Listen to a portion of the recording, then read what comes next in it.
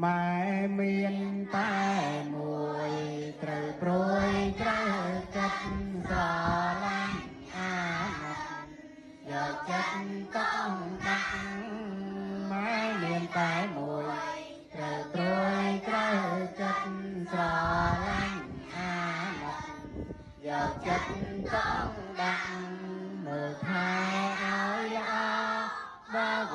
ត្តថ្នមថ្នាក់ដោយក្តីស្មងស្ម័គ្រនឹងអ្នកម្ដាយថ្លៃម៉ែមានតែមួយអំណរសាទរប្រពៃម៉ែមានតែមួយលើកទួយឲ្យល្អដោយចិត្តអំណរសាទរប្រពៃហោះស្គា